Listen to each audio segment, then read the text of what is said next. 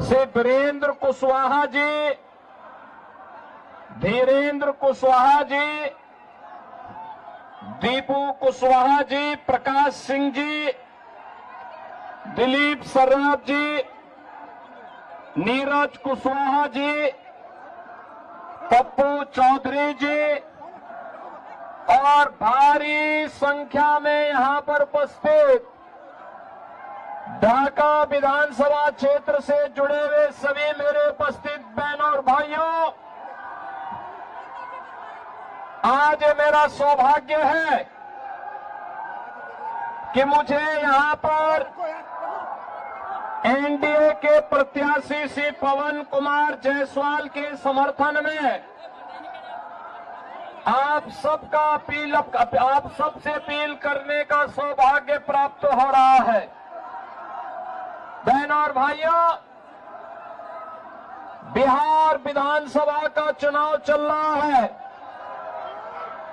कल पहले चरण का मतदान हुआ है और पहले चरण के मतदान में जो रुझान सामने कल देखने को मिले हैं, 14 नवंबर को जब ईवीएम खुलेगा तो परिणाम आएगा कि फिर एक बार एनडीए सरकार। 14 नवंबर को एक ही परिणाम आने वाला है और वह है कि फिर एक बार एनडीए सरकार। बहनों और भाइयों, जिन लोगों ने बिहार के गौरवशाली परंपरा को कलंकित किया, कांग्रेस और या आरजेडी, ये दोनों बराबर के पाप के भागीदार हैं।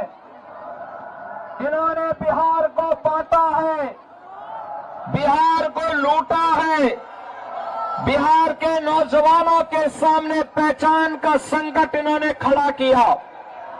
और बहनों और भाइयों, आप सबसे मैं यही कहने के लिए आया हूं कि जो लोग पहचान का संकट खड़ा किए हो, अरे भाई आराम से थोड़ा पीछे चलो पीछे।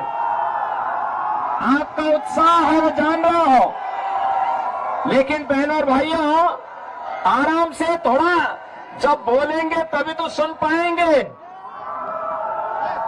इसीलिए आराम से, तो जहां खड़ा है आराम से बैठिए, तो जाए वहीं बैठ जाए।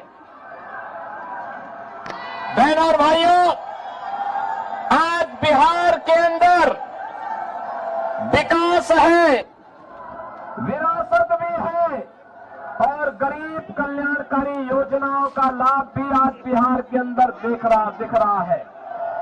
बहनों और भाइयों, ये इसलिए क्योंकि मोदी जी का मार्गदर्शन है और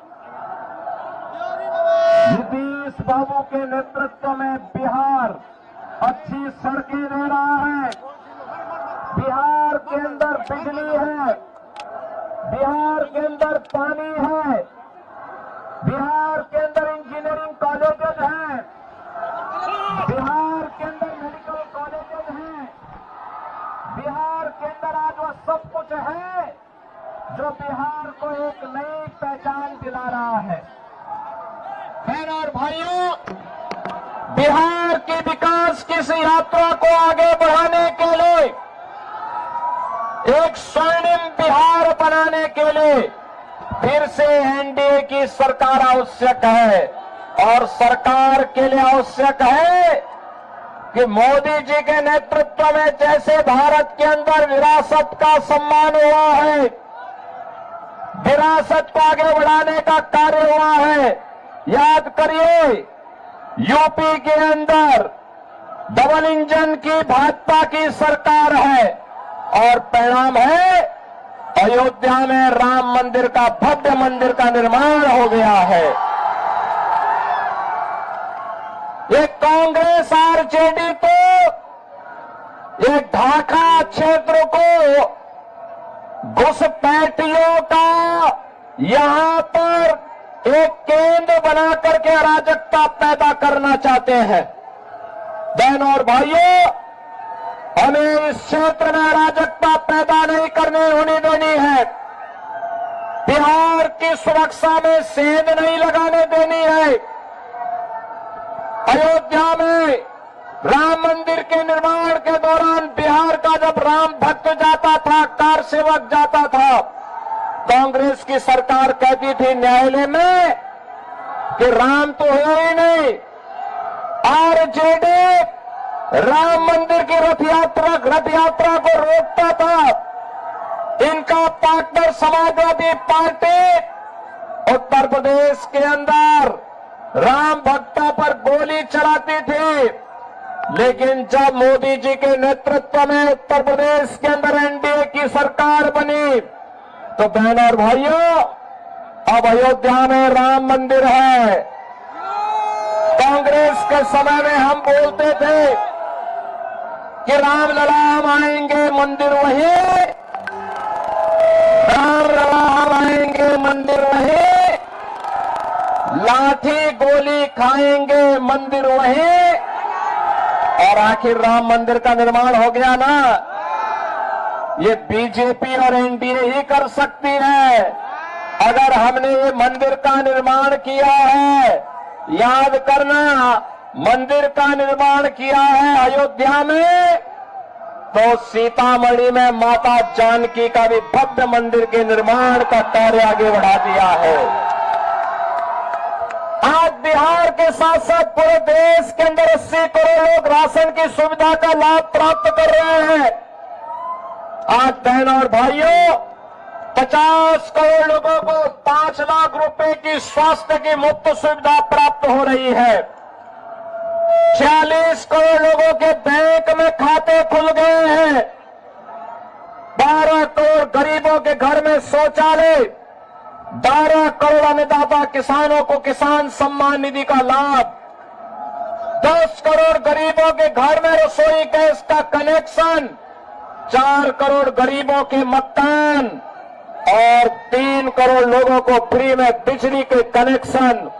ये मोदी जी के नेतृत्व में एनडीए सरकार ने दिया है।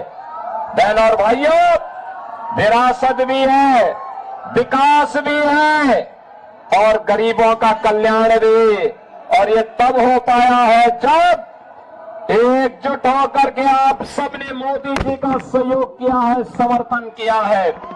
और मैं तो आपसे कहने के लिए आया हूं, स्वर्णिम बिहार के लिए बंटना नहीं है, बटेंगे तो।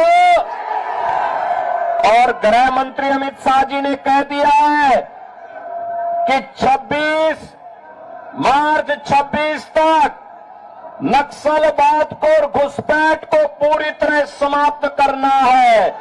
घुसपैठियों के आटा को भी ठीक करेंगे।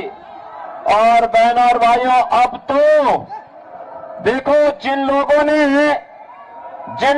ने खानदानी लुटेरों ने, जिन लोगों ने बिहार को लूटा, आज वे खानदानी माफियाओं का समर्थन करने के लिए फिर से आ गए हैं। एक खानदानी माफियाओं को चुनाव मत जीतने देना, कतई मत जीतने देना। और यही अपील करने के लिए मैं आया हूं कि हमें फिर से पवन जायसवाल को भारी बहुमत से विजयी बनाना है। इनको आशीर्वाद देंगे ना? इनको आशीर्वाद देंगे ना? और याद रखना कि बटेंगे तो और एक रहेंगे, सेफ रहेंगे। एक रहेंगे तो हमें सेफ रहने के लिए और स्वर्णिम बिहार के लिए, विकसित ढाका के लिए पवन जायसवाल को कमल छाप पर भारी बहुमत से विजयी बनाना है। आशीर्वाद देंगे? आशीर्वाद देंगे? पवन जायसवाल को भारी बहुमत से विजयी बना के भेजेंगे। दोनों हाथ ला करके बोलो।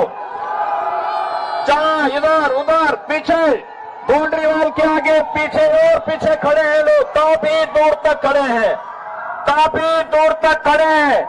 सभी लोगों का आशीर्वाद मिलेगा, लेकिन ये तभी होगा जब घर घर जाकर के वोट मांगेंगे। कमल छाप के लिए मांगेंगे, आशीर्वाद मिलेगा ना? तो मेरे साथ बोलेंगे, भारत माता की, भारत माता की, भारत माता की। जय श्री राम, जय श्री राम, जय जय श्री राम।